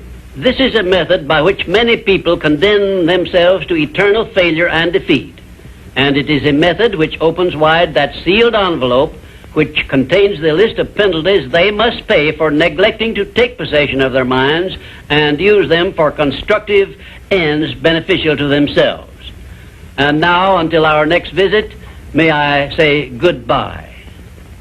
Throughout my life, I've had a wide variety of very high goals, but my major one has always remained the same: to change the world and make it better for this and future generations. Napoleon Hill and his philosophy of success have helped me to develop, maintain, and advance this goal. In his final visit with us, Dr. Hill discusses the nature of universal law and its impact on us all. The 13th visit brings us to the analysis of a law of nature which is the basis of all of our habits, both the good habits and the bad. This law is a vital part of the 17 success principles because it is the means by which you and every other person can put into operation an irresistible power by which your aims and purposes are attained almost automatically by the action of your habits. I have named this law cosmic habit force because it is the law which gives definiteness of action to everything which moves throughout the entire universe. It keeps the stars and planets in their accustomed places, and it fixes the life patterns of every living thing, from the smallest insects to the largest animal, excepting only man, who has been given the means by which he may use this law to establish his own habits and determine his own desires and movements throughout life. Cosmic habit force binds every living thing lower in the scale of intelligence than man with what we call instinct. But man can rise above these fixed patterns by which lower forms of life live and establish his own pattern. This privilege is the only thing over which man has complete power of control and direction. And it is interesting to observe that the Creator never gives man any form of riches without sending along with it the means by which man may do whatever he pleases with those riches. Like every other natural law, cosmic habit force has both a positive and a negative potential application. The negative application of this law is called hypnotic rhythm, which means, among other possible results, it fastens upon individuals that by our neglect to fix our thoughts upon the things we desire in life, and thereby gain the power of cosmic habit force in attaining these desires, the law automatically acts through the negative hypnotic rhythm feature and fixes our minds on the things we do not desire and attracts to us the physical counterpart of these desires. Understand this principle of the law of cosmic habit force, and obviously you will have a better conception as to how essential it is to keep your mind occupied with the life pattern and the things and circumstances you desire until this pattern is taken over and made permanent by cosmic habit force. Cosmic habit force is the watchdog, so to speak, which looks over your shoulder all through life, examines every thought you release, every act in which you engage, and forces upon you the penalties or the rewards in those two sealed envelopes I described in a previous visit. When you understand the principle of cosmic habit force, it is clear enough that you cannot go through life without using the power of this law to carry out the circumstances and the desires you voluntarily choose, or, by your neglect, allow the same law to force you to pay the penalties I described. You have a power of choice here, the same as in all other things, but your neglect to exercise this power brings certain, if not always swift, retribution upon you. Perhaps you now see why I warned you in a previous visit that the two sealed envelopes were not imaginary but real. And of course you now understand that you must avail yourself of the benefits of one or be forced to accept the penalties of the other. There is no halfway compromise for any human being. Ponder over this profound truth, and you will probably get a more impressive understanding of the power which is available to you through the application of the 17 success principles of the science of success. And you may also acquire a better understanding as to why these 17 principles have spread throughout the world without organized business management behind them. Why this science of success philosophy is believed to have brought personal success to more people than has any other philosophy designed to help individuals to take possession of their own minds. The nearest to a description of the law of cosmic habit force I have seen is Emerson's law of compensation, in which he so clearly established the truth that nothing ever just happens by luck, but every effect has its definite cause, albeit we often observe effects, the causes of which we cannot isolate or understand. If you will read Emerson's essay on compensation again, in view of what I have said about the law of cosmic habit force, you may get much more from it than you absorbed from it previously. Now I shall give you a variety of illustrations as to how the law of cosmic habit force operates.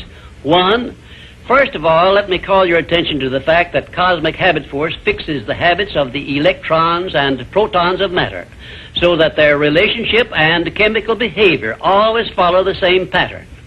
Thus we see that everything throughout the universe comes under the influence of cosmic habit force, and everything moves and exists by a pattern which is immutable and enduring, except man, who, as I have said, can break the habits established by cosmic habit force which affect him and set up in their place habits of his own choice.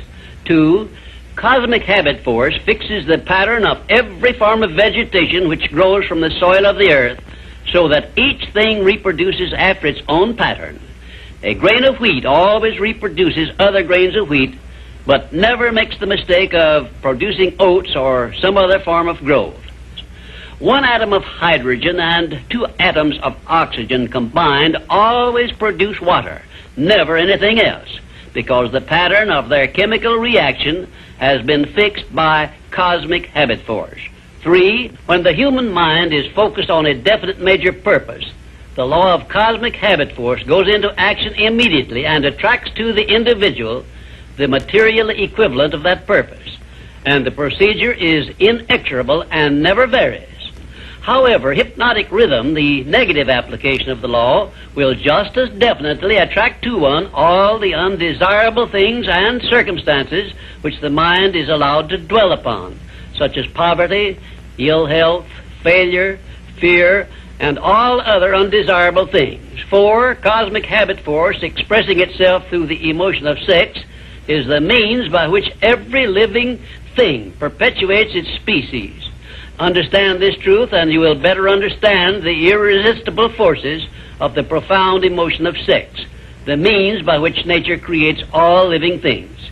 You will also better understand why aims and purposes, which are expressed orally under the great creative forces of sex emotion, are acted upon so rapidly by cosmic habit force. 5, we sometimes hear people speak of successful men as being on the beam, by which they mean that those who enjoy success have established a success thought pattern in their minds, which cosmic habit force has picked up and carried out to its logical conclusion. Direct it to definite ends in a spirit of belief in your attainment of those ends, and keep your mind busy in carrying out your purpose instead of allowing it to drift to subjects you wish to avoid. You are on the beam when you can truthfully say, I know precisely what I want from life, and I have faith I shall get it. You are not on the beam when you have no definite major purpose and you are drifting aimlessly through life. People who are failures also are on the beam, but they are on the negative side of the beam because they have neglected to use those riches which came over with them in that sealed envelope, and they have placed themselves under the influence of hypnotic rhythm, which is the negative application of cosmic habit force. There is one word which doctors dread, and it is the word fixation, which means that a sick person believes in his sickness as something which cannot be cured. Fixations can become a priceless asset by those who have discovered the great master key to success and have learned how to develop fixations in their minds based on the things they desire most in life. Cosmic habit force is the power which makes fixations permanent. You should have a definite fixation based on your major purpose in life, but you are the only one who can create this fixation. You can do it by taking possession of your own mind and keeping it directed toward the attainment of your major purpose. If you will do this by following all the instructions I have given you in these visits, in a short time you will find yourself on the beam and headed directly toward everything you desire and deserve to receive. Lastly, remember that your mental attitude is something you control outright, and you must use self-discipline until you create a thought pattern or thought habits which keep your mental attitude positive at all times.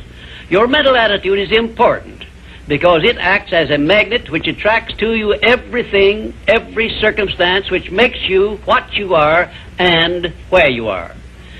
If you wish to keep on the beam that leads to success, be sure that you give cosmic habit force a thought pattern based on the things you want most in life, and it will do the rest.